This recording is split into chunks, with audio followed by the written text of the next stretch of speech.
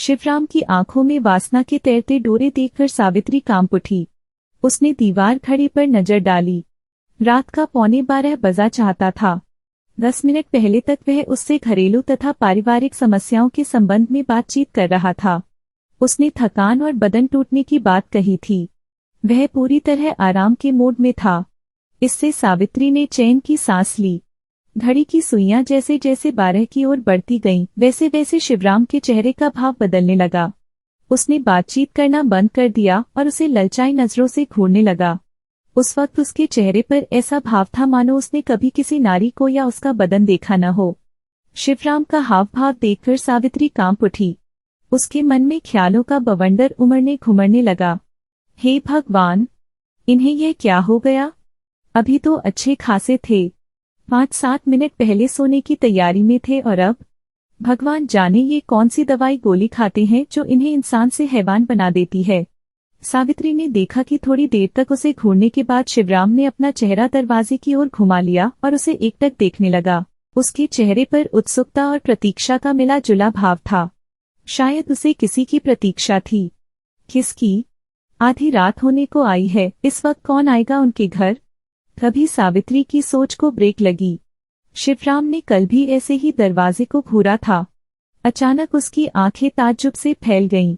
परसों भी और उससे पहले भी। उधर क्या देख रहे हैं? सावित्री ने साहस करके उससे पूछा। शिवराम उसे उत्तर देता उससे पहले गली के कुत्ते भौंकने लगे। उनके भौंकने का अंदाज अलग था। उसे ऐसा प्रतीत हुआ मानो वे एक साथ मिलकर रुदन कर रहे हैं। सावित्री के रोंगटे खड़े हो गए। उसके सिर से पैरों तक डर की लहर तैर गई। वह न चाहते हुए भी शिवराम के करीब हो गई। कुत्तों ने जैसे एकाएक भौंकना शुरू किया था, वैसे ही वे अचानक शांत हो गए। वातावरण में अजीब सी निस्तब्धता व्याप्त हो गई, जिसे सावित्री ने स्पष्ट अनुभव किया। वह शिवराम के और करीब हो गई। उसकी मुराद बिन मांगे पूरी हो गई। उसने सावित्री को अपने अंक में भींच लिया। वह चीखने को हुई, तभी शिवराम ने अपने होंठ उसके होठों पर रख दिए। उसकी वहशियाना हरकतों, भय और पीड़ा की अधिकता से सावित्री जल्द ही सुध-बुध हो बैठी। जब उसे होश आया तब सूरज आसमान पर चढ़ चुका था। उसकी दोनों बेटियां राधिका और माधवी उसके ऊपर झुकी हुई थीं। सावित्री को रात की बात याद आई तो सबसे पहले उसका ध्यान अपने कपड़ों की ओर गया। वह अर्धनग्न हालत में थी। उसने जल्दी से अपने कपड़ों को ठीक किया। सावित्री ने राधिका से पूछा, तुम्हारे पापा कहाँ हैं? राधिका ने उसके माथे पर हथेली रखकर कहा, दवा लेने गए हैं, तुम्हें बुखार है ना, इसलिए। सावित्री ने फिर पूछा, अच्छा, और गोविंद? राधिका ने कहा, वह कीर्तन भैया के घर में चाय रोटी खा रहा है, तुम बीमार हो, यह काकी को मालूम है। सावित्री ने पूछा, अच्छा, तुम दोनों कुछ खाए हो? राधिका ने जवाब दिया, हाँ, हम दोनों कीर्तन भैया के घर चटनी रोटी खाई हैं, काकी अभी थोड़ी देर बाद आएगी। सावित्री ने कहा, ओह, तब तक दातून मंजन कर लूं? और वह उठने लगी।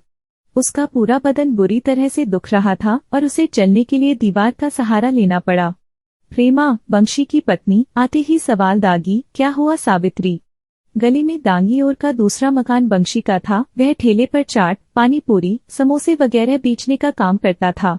सावित्री कांखती कराहती हुई बोली, बुखार है सखी। प्रेमा ने ध्यान से देखा और कहा, 4 घड़ी के बुखार में ये हालत होती है क्या? हड्डियां उभर आई, गाल पिचकने लगे, आंखों के नीचे कालिमा दिखाई दे रही है। यह सब 1-2 दिन की बीमारी में नहीं होती सखी। सावित्री ने कहा, राम जाने क्या है, कुछ कारण हो तो बताओ सखी। प्रेमा ने कहा, जेठ जी, शिवराम की हालत भी ठीक नहीं है। आज नजदीक से देखी, काफी दुबले तथा कमजोर दिखाई दे रहे हैं।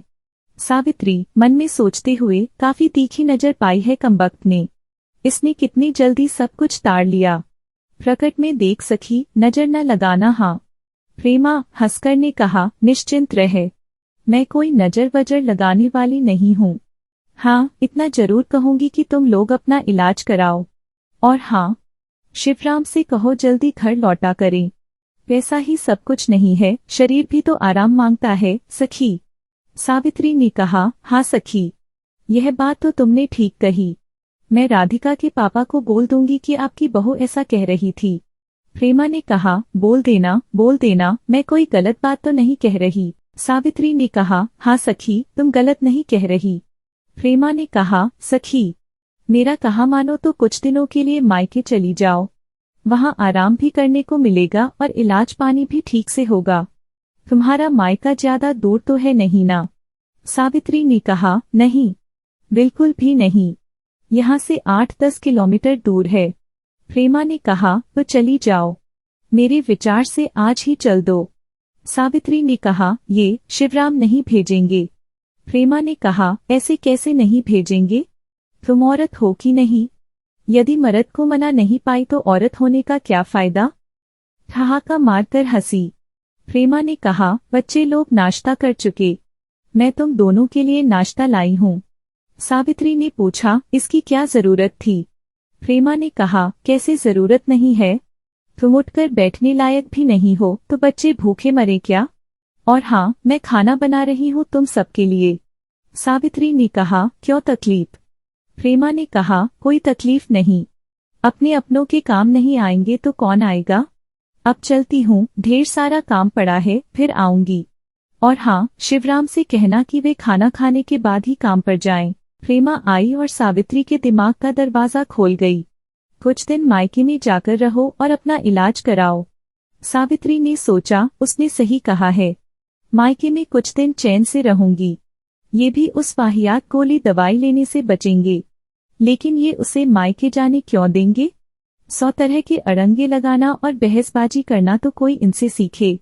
प्रेमा के जाने के थोड़ी देर बाद शिवराम घर लौटा। शिवराम ने पूछा, अब तबीयत कैसी है? और उसने सावित्री के मस्तक पर हथेली रखते हुए कहा, बुखार है और बदन में दर्द बहुत है, कहाँ चले गए थे सवेरे सवेरे? शिवराम ने कहा, मेडिकल स्टोर, 9 बजे से पहले कोई भी दवाई दुकान नहीं खुलती, इसलिए मुझे लौटने में वक्त लगा। और उसने उसकी हथेली पर 3 गोलियां रखते हुए कहा, इन्हें खा लो, मर्ज दूर हो जाएगा। सावित्री ने पूछा, इन्हें खाली पेट खाऊं या कुछ खाने के बाद? शिवराम ने कहा, अच्छा। प्रेमा कलेवा, नाश्ता दी गई है, आप भी खा लो। सावित्री ने कहा, ठीक है। सावित्री ने दवा खाकर लेट गई। शिवराम उसके पैंताने बैठ गया।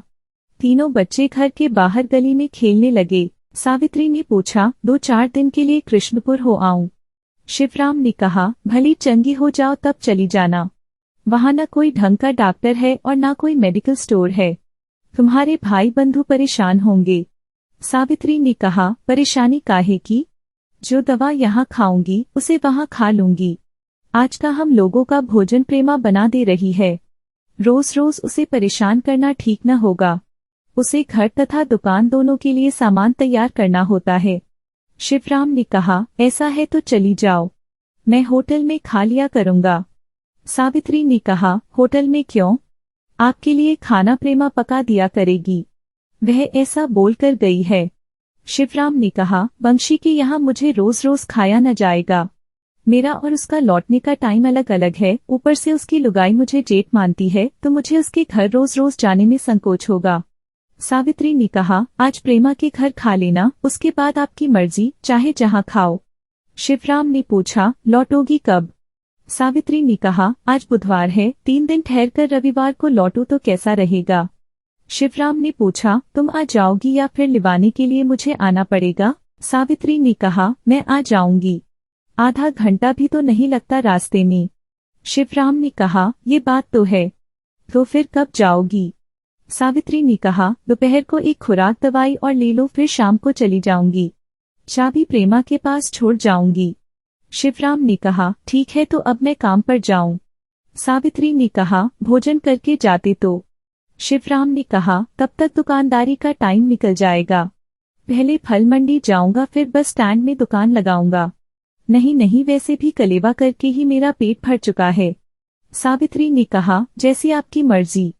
कुछ देर बाद शिवराम काम पर चला गया। शिवराम ने उसे कृष्णपुर जाने की अनुमति इतनी आसानी से दे दी, इससे सावित्री को बहुत आश्चर्य हुआ। 2 बार दवा लेने से उसे काफी आराम मिला, ऊपर से मायका जाने की खुशी में रहा सहा दर्द भी जाता रहा। दिन डूबने से पहले वह बच्चों सहित कृष्णपुर चली गई। घर की चाबी वह प्रेमा को दे आई थी।